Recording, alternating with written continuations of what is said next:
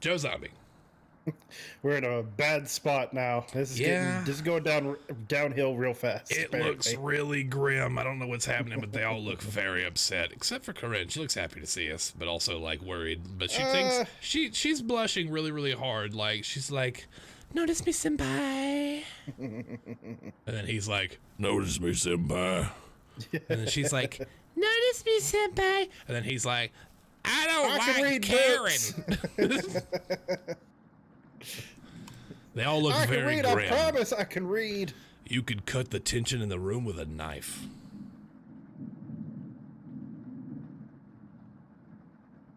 Everyone is staring at you.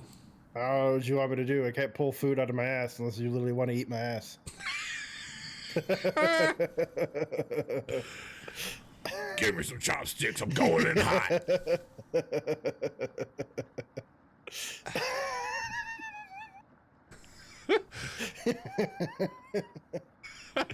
You know, I had somebody tell me the other day it's how you can tame a wolf, apparently.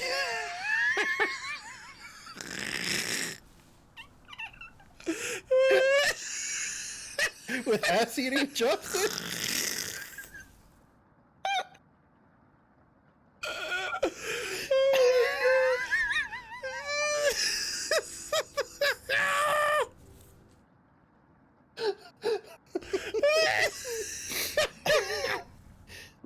Do you not remember that conversation from the other day when we were all playing Sea of Thieves? No, I do not. And something we were talking about, like something happened, and we're like, yeah. Somebody started the conversation saying like, I found out you could make a wolf stop attacking you if you stick your hand in his butt and go woo in a circle, and I was like, what?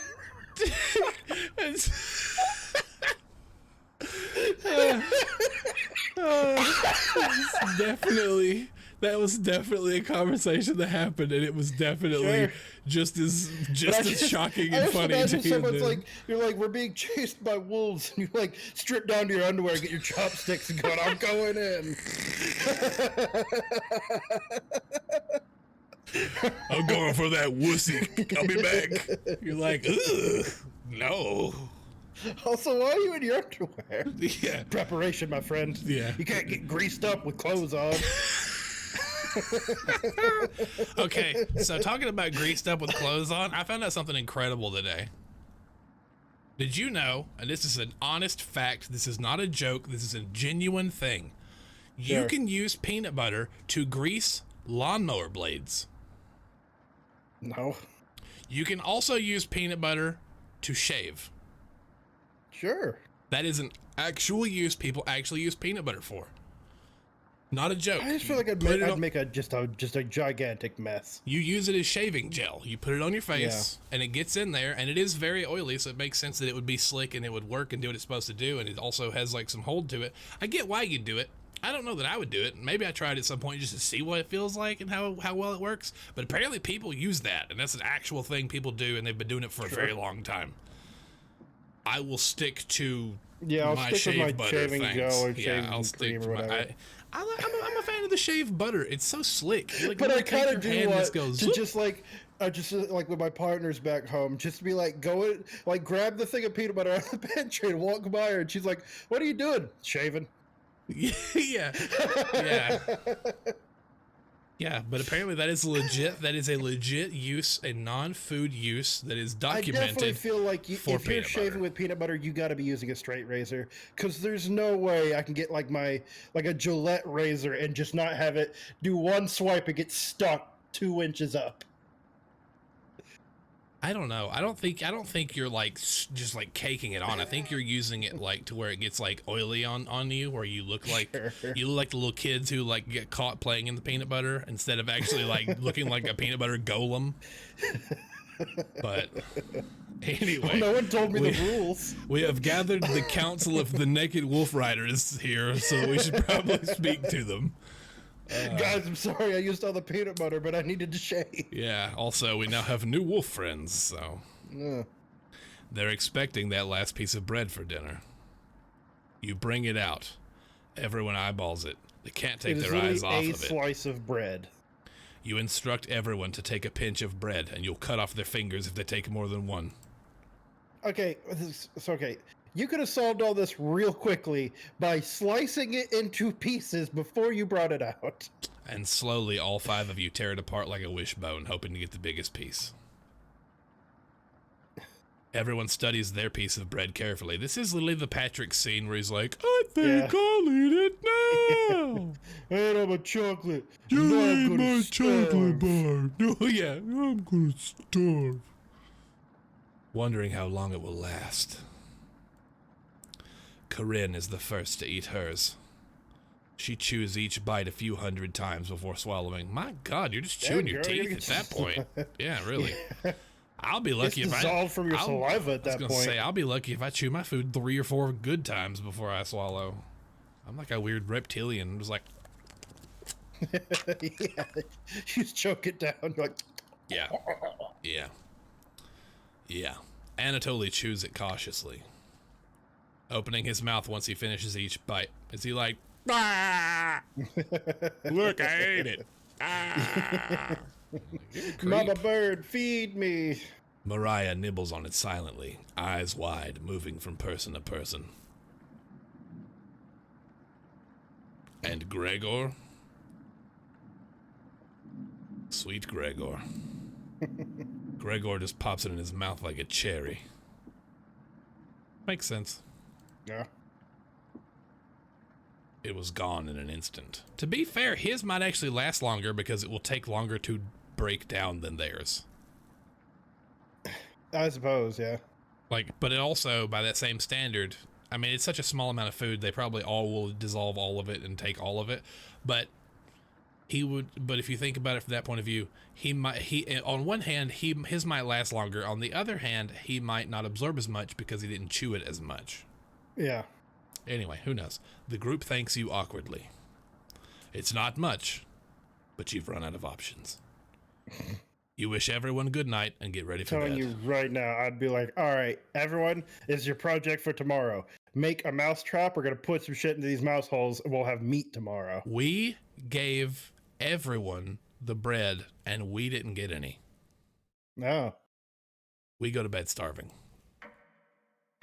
Again, there's a squirrel and there's mice, obviously. And no one has acknowledged that squirrel. That squirrel might get eaten real quick, just saying. Oh, well, she looks perturbed. She looks just exhausted. He looks normal and he looks happy. He's trying to be as optimistic as possible. Good morning. Morning. Let me check if the rain stopped. I can look out the window right now, check. Big Looks guy. Behind him? Yeah. No. I was about to say, yeah. Let me take a look and see if it did it. Nope. Damn, that sucks.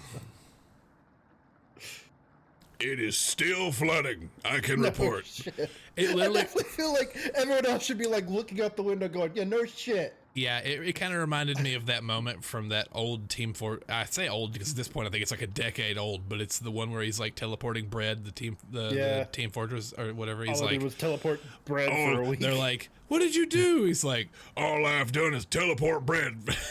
Yeah, absolutely. It's just like it's still raining. Cool. Thanks, Chief.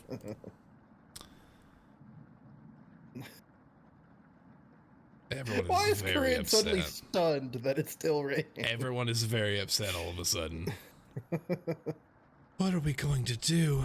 Like at this point, you try to find what you can in the house, or you go outside and do what you can. I'm beginning to think the squirrel is Anatoly. Maybe. Humans can live about 2 to 3 weeks without food. Water isn't a concern. That's true. Yeah. I mean, you can keep yourself from really feeling like you're starving by drinking a ton of water. Yeah. Rainfall should end in a day or two, right? Actually, precipitation can occur for more than 215 days a year here. Why does anyone come here? But do you really think it will rain that long? Anatoly. It's been days already. What makes you think it'll stop soon? Yeah. Relax, everyone. Let's see how long we can ride this out. Or, hey, maybe, just maybe, we see what we can find in the area that's not flooded. So here's the thing. Here's the thing. A lot of rodents and stuff are going to be seeking shelter from the storm, so you're going to end up with more rodents than you had in the beginning because they're going to be running from the floodwaters and seeking higher ground, which means that if you do have mouse traps, you would have more mice than you normally did. And probably squirrels, like that one, that we should just eat. Yeah. I would not eat my dog, but I would eat that squirrel. Absolutely. That's not my friend. And also, I would at least like go outside and try to do something. Mm-hmm. I would at least go look on the porch. Like I would go outside and look. Yeah, sure. We don't know how high up, like, are the waters to the porch? Who knows? Fingers crossed. Based on how they've been talking, the waters are like, here's our front yard, there's the flood waters. Right, yeah, it's just like this. Fingers crossed it's done by tomorrow.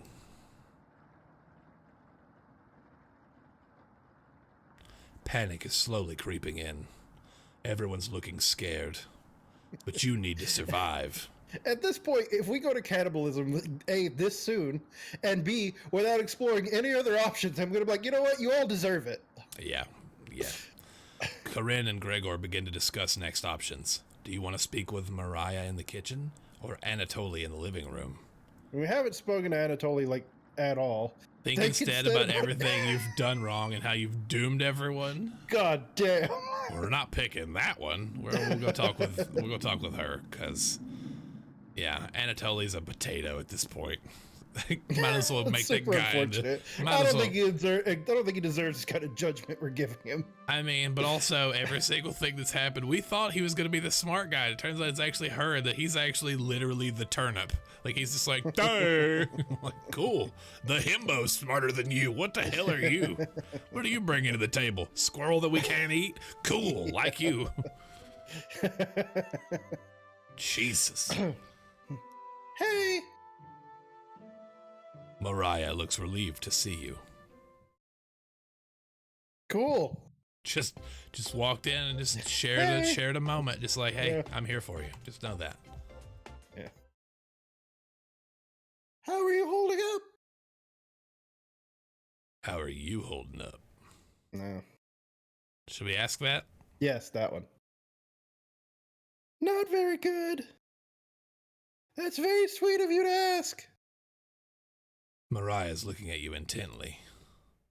She gets a little closer to you. If you hug me, that's going to be fine, but if you stab me, I will kill you.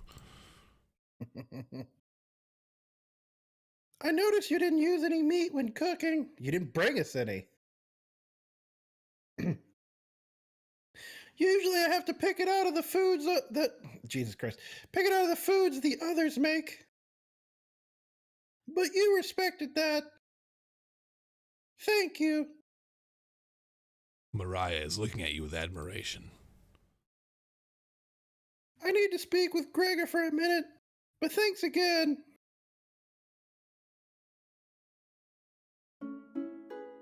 You're definitely sure Mariah will remember that.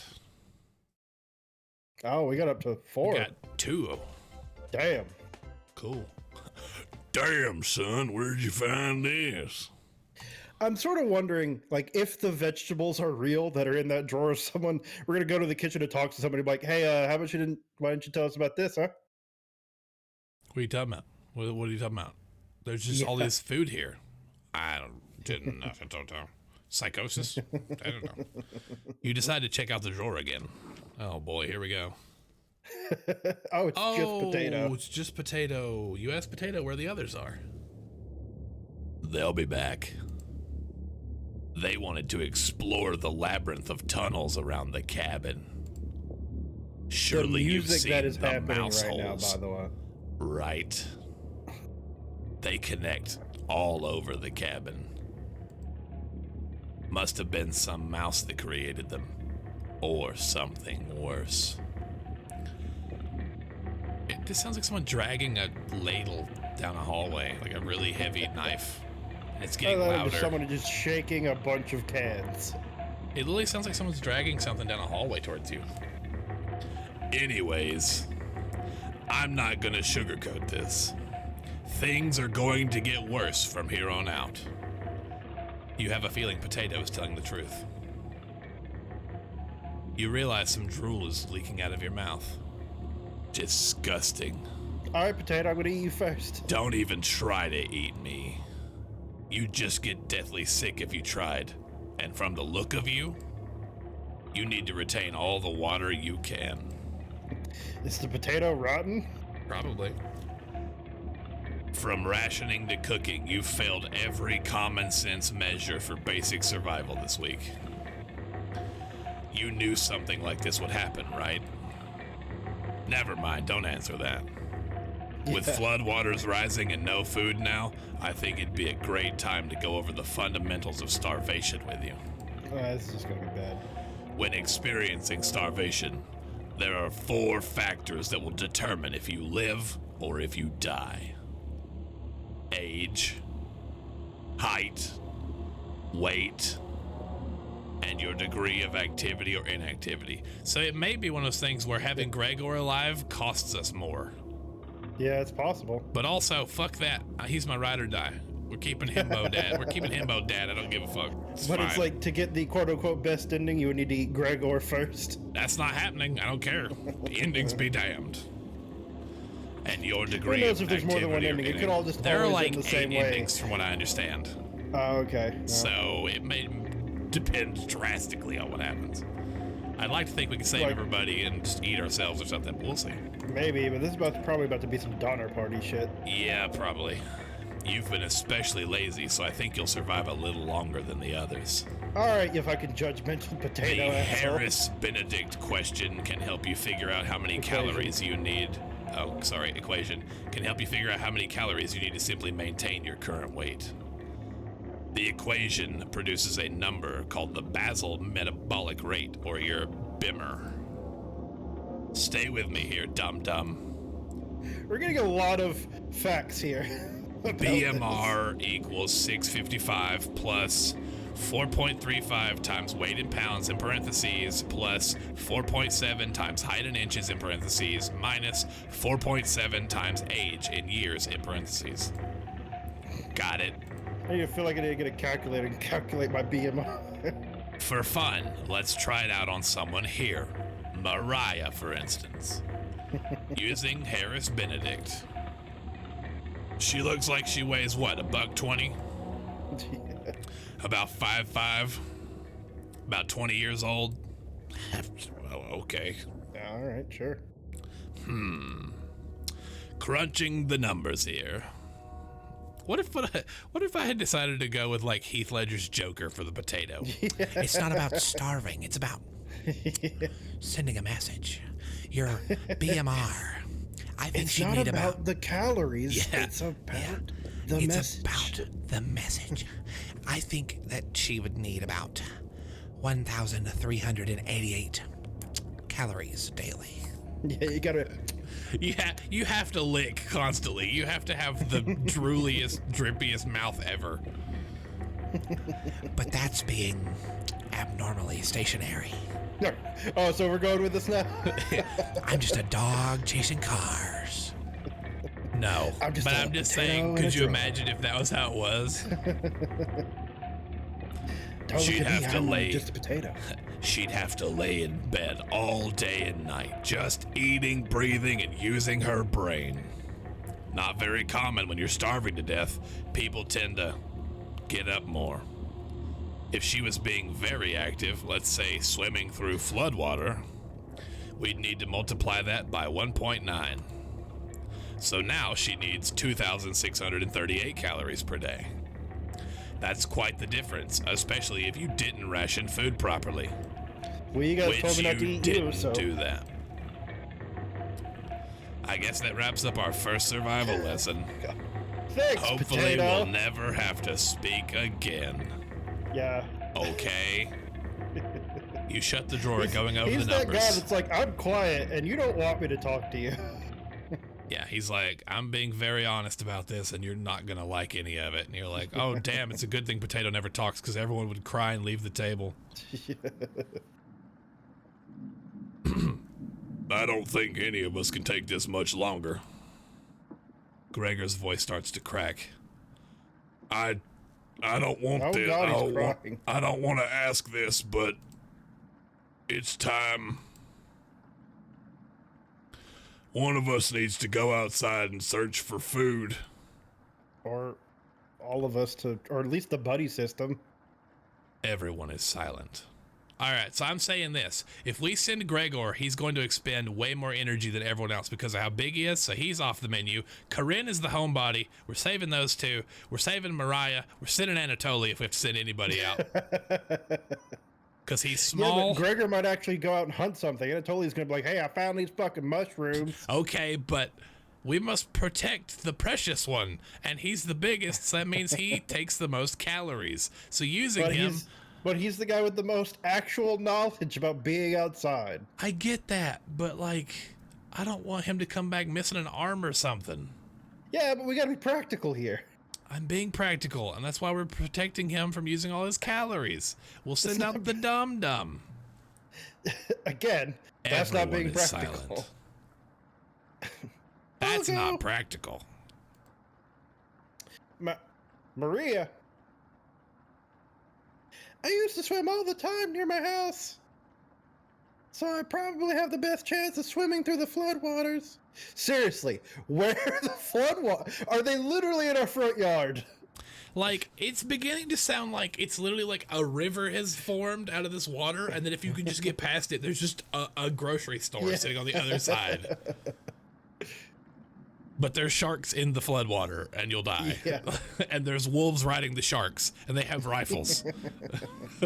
So you better swim very fast. Pulled by crocodiles. Yeah. Yeah, correct. It's nuts. No. Let me go instead. Okay, you say you heard it. It's his wish. He said it first, right? You won't get very far if anything happens to your glasses, Anatoly. See? You're blind as a mole rat, remember? That's true, but...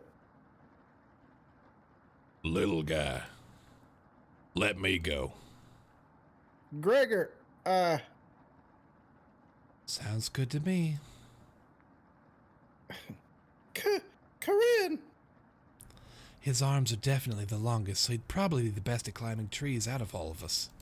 Oh, out of all of us, sorry. No, that wouldn't be right, Gregor. Let me go instead. I get that none of these options are good ones, but we need to find food or help.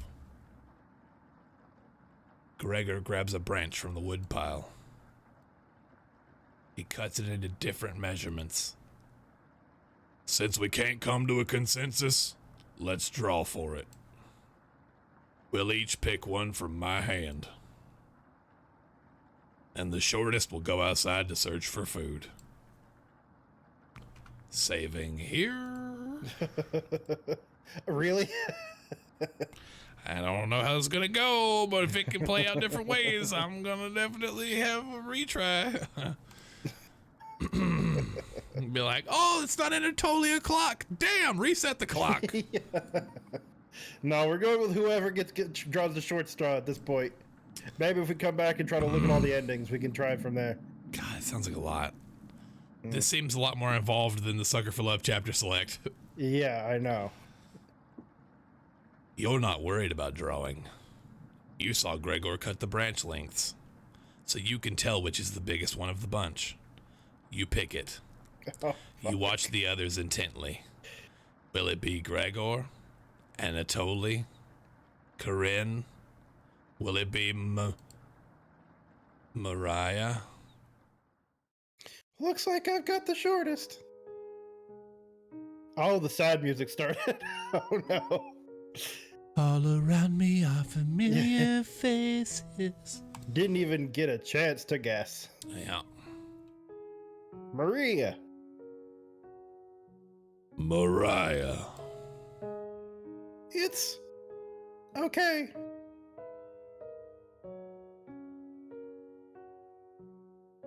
I watched Anatoly forage earlier. You mean days ago? So I'll know what to look out for. It's probably all underwater. A lot of mushrooms don't grow high, so yeah, they're not. Just swim until you find higher ground. And then scout Motherfucker, we're the area. on the higher ground. That's why we're not underwater. Maybe you'll find a fish out there. That would actually be smart. Why are we not fishing in the floodwater? Well, it'd be hard to, I mean, depending on what the flood's carrying with it, you might not be able to fish for shit. Okay. Because there's a ton of debris and your line's just going to get caught on stuff. Okay. But if it's deep enough that it's holding this, that it's deep enough that fish can swim in it. Yeah, but what I'm saying is you can throw a line to try to fish, but you might not be catching anything but what the floodwater's carried from wherever it started. Right, but what I'm saying is that stuff is not going to, it's going to be deep enough that it's probably going to be low. And unless you see the stuff high, and then you know to withdraw your line as the branch passes. Like, I still feel like fishing would be a great idea and an answer to this whole damn thing. I'm going to say I wouldn't give it a shot, but I don't think they brought fishing gear. Okay, well, they've got sewing stuff and you can bend a needle. I've done it before. That's true. Just, get a stick and run some line through it. Sure, they could do that. They could literally use her necklace if they had to. That's true. It's like amazing how we came up with that idea in like 5 seconds. And they've been here for 5 days and they're like, we're going to go eat each other now. Everyone looks absolutely heartbroken. Corinne, Anatoly, and Gregor, but not you. You stupid son of a bitch, you wasted all our food. Even though you told me to. I'll keep us alive. I promise. Her face changed and that was crazy. Did you see that? Look at that. Look at that. Look. Yeah, I saw. Boom. That little subtle movement right there. Crazy. She promised. Everyone watches as Mariah leaves the cabin. The silence is deafening. Goodbye.